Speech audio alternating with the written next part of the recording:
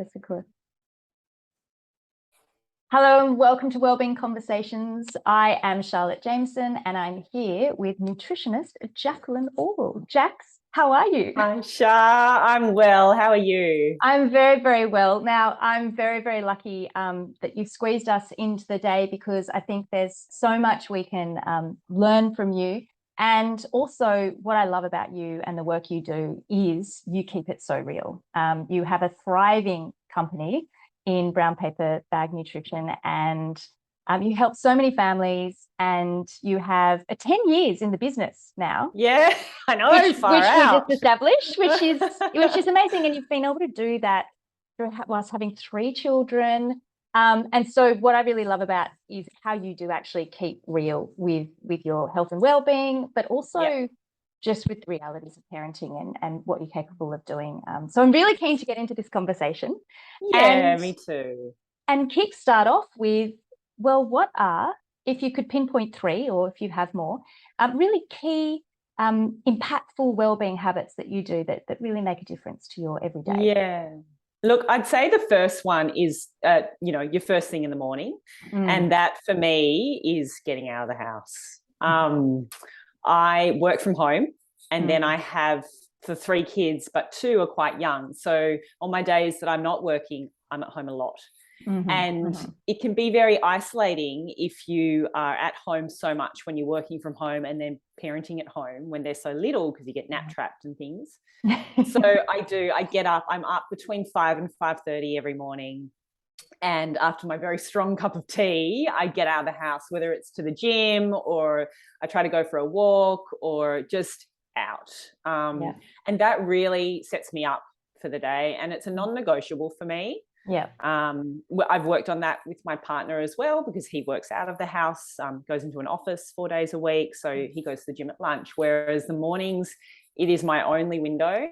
And I grab it every single day to make sure that I look after my physical health, but more importantly, that it's my mental health that I'm taking care of by having that space away from both my work and family, both of which I absolutely love. But it's really important to take the time out.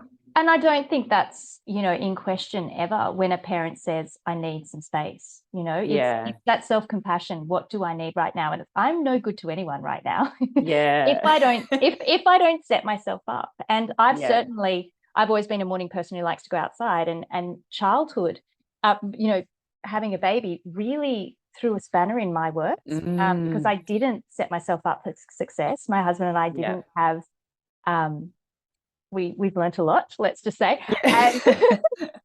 My mental health, I was in depletion. I didn't have that morning. So that's another, I think, well, as a nutritionist, you have to practice what you preach. And so eating well's, of paramount importance to me. I absolutely leave space to enjoy the treat foods and a glass of wine every now and then and do all those sorts of things. But for the majority of the week, it's really about focusing on whole foods diet and being really creative in the way that I consume these foods so that, it's not boring, it's not complicated. I really do try to make things simple for myself, most importantly, because there's so much going on. But as a result, that's what I deliver to my clients and community as well with regard to nutrition. You sure do. That book, if you're interested, Jacqs has a book out, and it is based on the 4 seasons and eating, for those types of seasons. And it's so, it's delicious. And I actually can cook them, which is even like that means anything can. Thanks, Shazzy. That means the world. And then I think, look, there's a few things I think that help keep me on track. Time blocking is one throughout the day so that I really am quite clear and focused on what I want to achieve, and that I'm not sort of getting distracted and letting other things take up too much of the time that I need to allocate to a certain task. I find that really helpful. And I found that helpful coming back into work as well from when Amelie, my youngest, was very tiny. I really struggled to focus on tasks for a long period of time because, you would be the first to know our brains are so, there's so much plasticity in our brains, and that changes when we have children. It has to when we have babies as mothers. And because, you know, things are so fragmented for us throughout the course of the day when we have very young children, that I found going back into work, I was struggling to focus on things for longer than a few minutes. So the time blocking was one of those things that I implemented to ensure that I could allocate, you know, my focus and attention to a task and feel like I had a sense of accomplishment at the end of that time, instead of feeling this constant like lack of ticking the box. And given, you know, I'm very conscious of not having lists a mile long bits because they're overwhelming and they just make you anxious. But if I just have a short list of things that are realistic and that I can achieve, and I time block that, then I feel much calmer and happier as a parent, because, you know, I don't get to the end of the day and think, oh my God, I don't even know what happened, you know. And certainly the juggle of working from home and, you know, parenting at home and things as well, I need that in my day. And it plays on into, you know, when I'm with the kids as well, I think about how we might block out some different activities and make sure that I'm putting energy into those activities as well, and that I'm focused in that time with them and present, and that's really helpful. So time blocking is another one that I think has a really powerful effect on my well-being. And then to close the day, this is one that I've done recently, and I always sort of speak to people about how sleep is like the low-hanging fruit, right? And people are so bad. We are so bad at grabbing the lowest hanging fruit. We've tried to think of all these other things to support our health without looking at something so simple. And I had to really practice that myself. And again, coming from having a very tiny baby and all of those disrupted nights, I was a very, very shallow sleeper. So I really got hyper focused on how I could set myself up best in the evening, because you know what it's like when you've had a broken night of sleep or not enough sleep. You're just not functioning very well the next day. You're looking for your next caffeine hit. You're looking for your next possibly energy or sugar hit. The day seems to drag for some reason when you're like, all I want to do is get to bed. But then it gets to that time and you can't sleep. Or you're like, I actually need some fun in my life. Yeah, totally. Or I deserve to, you know, watch that show, or just dilly dally, or, you know, and they become the priority and not going to sleep. It's, and I think we all, no matter who we are, because we're human, our willpower by the end of the day is so depleted because we've been using it all day. And so, you know, I had the best intentions that this is I've got a sleep curfew alarm clock and that sort of thing. But sometimes all I need is to sit on the couch with my husband or something and just decompress like that sort of way. And that is sort of ending the stress cycle. And we, you know, we can't assume that we're just going to go to bed and switch onto our parasympathetic nervous system and just be like, you know, we're now you are now in sleep mode. I mean, God, I would love that to happen, but we have to honor the come down almost, you know, So how do you prioritize it? I'm becoming really conscious of the wind down. So making sure that there's herbal tea. I take a couple of supplements at night, which are supportive of sleep. And recently, like a herbal supplement that just helps to get you into a deeper sleep, which I've found really helpful because my body was so used to that shallow sleep that it was, that's what it was doing. Like I was just anxiously sleeping all the time. The sound of a mouse farting would wake me up. So I just couldn't do that anymore, you know? And I was like, this has to change. So I got really focused on my supplementation, the herbal wind down tea, making sure that instead I've made a rule that I don't watch anything like Netflix or any shows or anything throughout the week, because I actually really love reading books and I have so many great books and I don't get to read them enough. So instead of, you know, and our evenings, you know, sometimes we're not eating dinner till 8 o'clock as parents, and Jet too, my 12-year-old, because of what's happened with the girls in the earlier part of the evening, getting them to bed.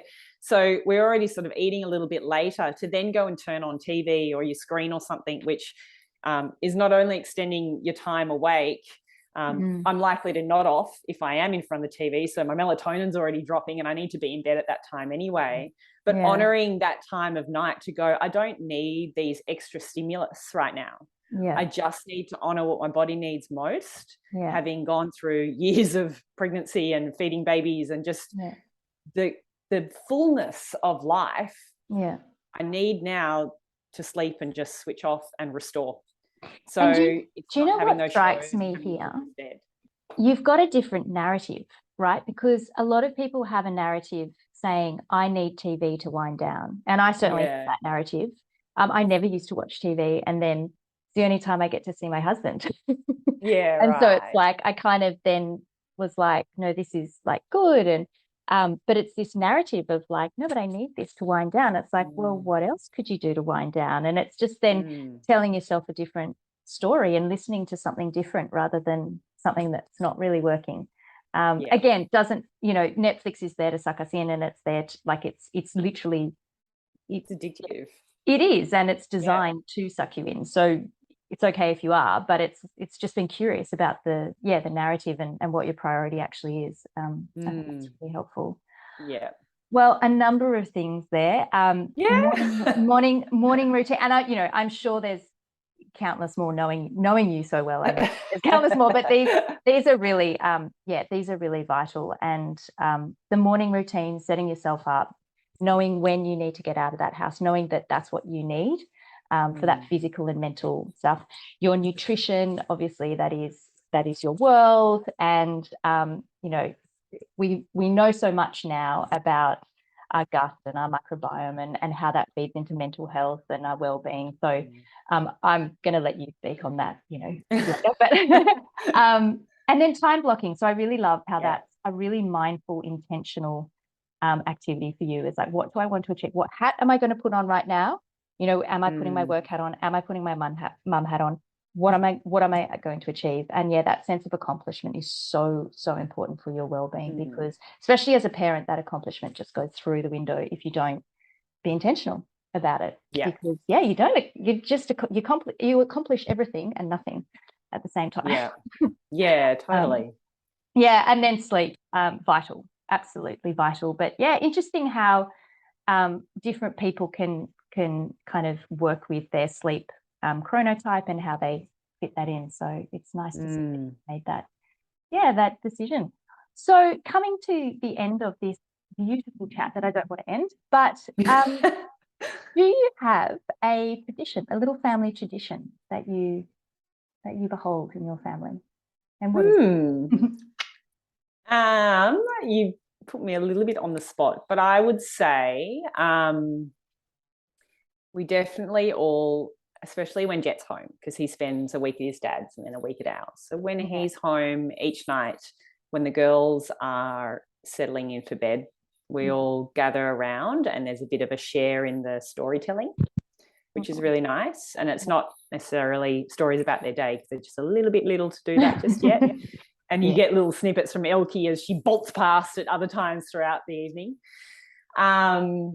But, some of those beautiful children's stories. And it's nice to do that as a family, as opposed to one parent sitting up in a room doing that. It gives us a chance just to all have that, like that decompression, as you say, that little and for everyone to be a part of it, because it's almost like, when you group meditate, you get a deeper meditation from it. When you all practice something like this as a family, you all feel the benefits, and then the evening is far more settled. So that would be one little tradition. And I think the other one I was thinking of when you asked was, we are food lovers, so getting out and about into markets and letting the kids really see beautiful fresh produce firsthand, and people cooking things, and the life and the energy that comes from the community that comes into these markets as well. I certainly really value that, because I started part of my business at a market, and I really felt firsthand the power of having your people around you. And my partner bumps into everyone and anyone all the time, so he can have a chat. So it's a really lovely time to be connecting and to have this little spider web as a family starting and growing, because you know, you need your community around you to support you, and you need to feel like you can be a part of one as well. So I think that's been our little tradition. We're trying to do more of it now that it's not absolutely pelting rain every weekend. Yeah. And no COVID. So we do it whenever we can. Whilst it's not a weekly tradition, it definitely is something when we're a bit thinking through the weekend and what everyone can benefit from. It's getting into that scenario, a market somewhere in Sydney, or if we go away for a weekend, we usually hunt them down as well. And it's so uplifting that sense of community, as we know, you know, we're getting lonelier as a society, and that connection, and especially from that food point of view, like, where is it coming from? And, you know, it's not just, they're imperfect. These fruits and vegetables are imperfect. They're not just Coles and Woolies, you know. So I think that's really valuable. And yeah, I think your children are very lucky to have thanks, a beautiful mama bear and dada. So thank you very much for squeezing in a little Wellbeing Gets Real chat. It's certainly realistic, those things that we could do. So let's spread the word. Thank you very much. Thanks, beautiful girl. Thanks for having me. See you later. Bye.